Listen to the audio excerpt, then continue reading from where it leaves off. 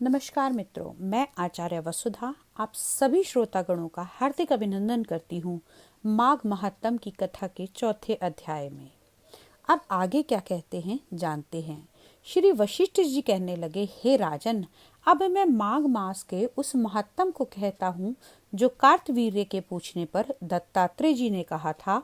जिस समय साक्षात विष्णु के रूप श्री दत्तात्रेय भगवान सत्य पर्वत पर रहते थे, तब महिष्मति के राजा सहस्त्रार्जुन ने उनसे पूछा कि हे योगियों में श्रेष्ठ दत्तात्रेय जी, मैंने सब धर्म सुने, अब आप कृपा करके मुझे माघ मास के महात्म की कथा सुनाइए। तब दत्तात्रेय जी बोले, हे नारद जी, मैं ब्रह्मा जी ने कहा हुआ वही माघ महात्म मैं तुमसे कहता हूँ। इस कर्म भूमि भारत में जन्म लेकर जिसने माघ स्नान नहीं किया, उसका जन्म निष्फल रह जाता है। भगवान की प्रसन्नता, पापों के नाश तथा स्वर्ग की प्राप्ति के लिए माघ स्नान अवश्य करना चाहिए। यदि यह पुष्ट व शुद्ध शरीर माघ स्नान के बिना ही रह जाए तो इसकी रक्षा करने से क्या लाभ। जल में बुलबुले के समान, मक्खी जैसे तंतु जंतु के समान यह शरीर माघ स्नान के बिना मरण समान है। विष्णु भगवान की पूजा ना करने वाला ब्राह्मण, बिना दक्षिणा के श्राद्ध, ब्राह्मण रहित क्षेत्र, आचार रहित कुल, ये सब नाश के बराबर हैं। गर्व से धर्म का, क्रोध से तप का, गुरुजनों की सेवा न करने से स्त्री तथा ब्रह्मचारी, बिना जली अग्नि से हवन और बिना साक्षी के मुक्ति का नाश हो जाता है। जीविका के कहने वाली कथा, अपने ही लिए बनाए हुए भोजन की क्रिया, शूद्र से भिक्षा लेकर किया हुआ यज्ञ तथा कंजूस का धन, यह सब नाश के कारण है।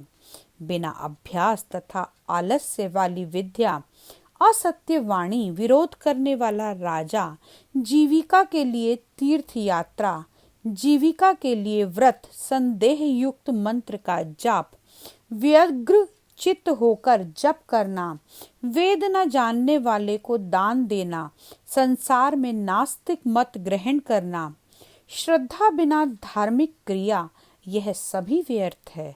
और जिस तरह दरिद्र का जीना व्यर्थ है, उसी तरह माघ स्नान के बिना मनुष्य का जीना भी व्यर्थ है।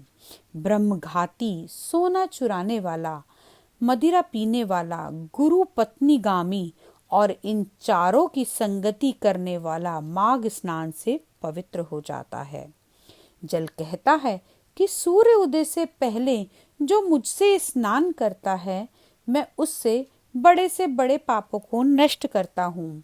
महापातक भी स्नान करने से भस्म हो जाते हैं। माघ मास के स्नान का जब समय आ जाता है तो सब पाप अपने नाश के भय से कांप जाते हैं। जैसे मेघों से मुक्त होकर चंद्रमा प्रकाश करता है, वैसे ही श्रेष्ठ मनुष्य माघ मास में स्नान करके प्रकाशमान होते हैं।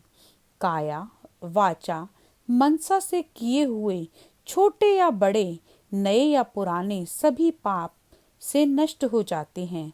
आलस्य में बिना जाने जो पाप किए हों, वह भी नाश हो जाते हैं।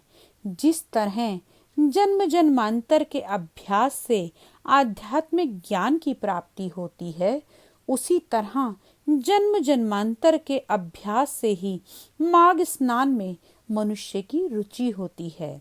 यह अपवित्रों को पवित्र करने वाला बड़ा तप और संसार रूपी कीचड़ को धोने की पवित्र वस्तु है।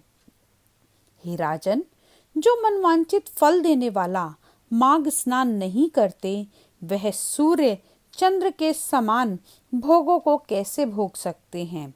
माघ मास महात्म की चौथे अध्याय का यहीं समापन होता है। अगले अध्याय में आपसे फिर मिलते हैं। तब तक के लिए श्री कृष्ण हरे कृष्ण, कृष्ण कृष्ण हरे हरे, हरे राम राम राम हरे हरे। जय श्री कृष्ण मित्रों।